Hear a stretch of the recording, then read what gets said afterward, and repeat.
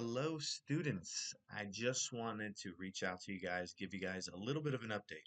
It was recently brought to my attention that there is a little bit of a discrepancy, a little bit of a problem with the research paper rubric versus the instructions. Now, you don't have to worry about it. Whatever you're working on is what you're working on, and it's completely okay. You're still doing the same topics, you're still doing everything the same, but I just wanted to let you know that the rubric is a little bit different than what you may have seen from the beginning of the course. If you will recall, originally we were all in a different version of the course, and then we had to get out of that and get placed in the right one. Many of us were accidentally placed into an honor section, which of course has some more rigorous work and longer papers to do. So rather than continue on with that, I wanted to give you guys a little bit of an update and let you know how you will be scored for your paper. So if you're in our Brightspace course, if you go all the way back to lesson one, you will now see multiple versions of the research paper overview. So even if you look at my screen here, it says lesson research paper overview. And this is one that I made a video on early in the course. It's very similar, right? Not many changes, but if you were to scroll all the way down, you would see some of the parts of the rubric really far down, right? So some of the instructions are a little bit difficult to read, so we made that a little bit more succinct and easy for you guys. But the rubric down here is also a little bit hard to follow. So we made that a little bit shorter and more concise. But not only that, we noticed that the word count is off. So it was actually requiring more words than you actually need to have. Not too much of a difference, but if you see word count between 2100 to 2400 words, you actually are about 500 words less than that, which is great news. All of these changes actually benefit you because even if you were to submit what you have working off of the original rubric, that just means you're likely going to do better. But I did want to at least show you for transparency's sake. So that's the research paper overview that was already up there. Now you will also see the old research paper rubric is up there. But I have now also included the new research paper writing lesson, which kind of looks like this American flag here, which you've already learned all that, right?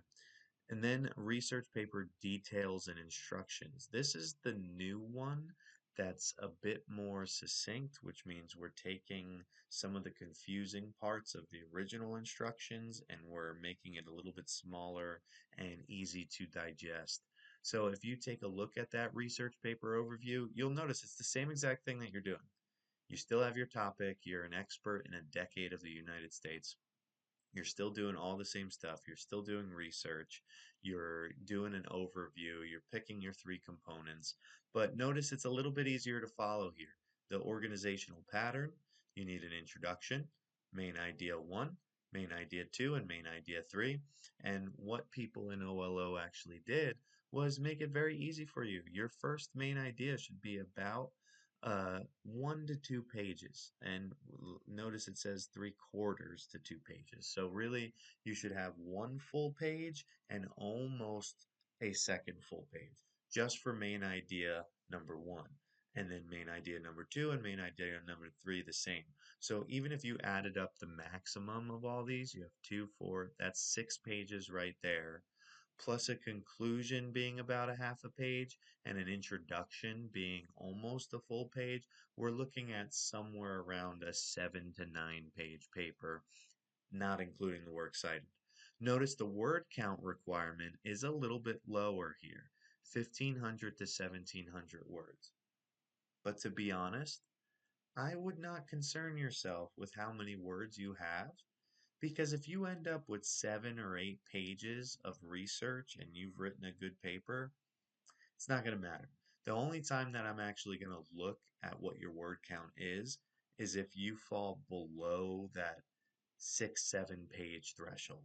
because if each main idea is supposed to be almost 2 pages, about a page and a half to 2 pages, then that means you should be fine. If you are below that, that's when there's a red flag and when I have to look up your actual word count. So I just wanted to draw your attention to it. This is a little bit easier to read. I know that you guys have done so much work with your research paper already.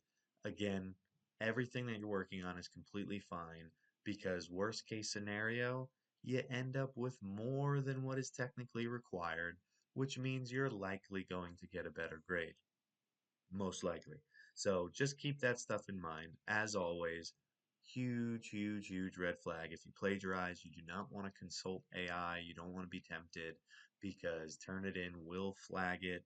And if it's a certain percentage, then you're found to be in breach of the AI policy. So just keep that in mind. So what I am going to do, I'm going to keep the original instructions up there because they are still completely fine.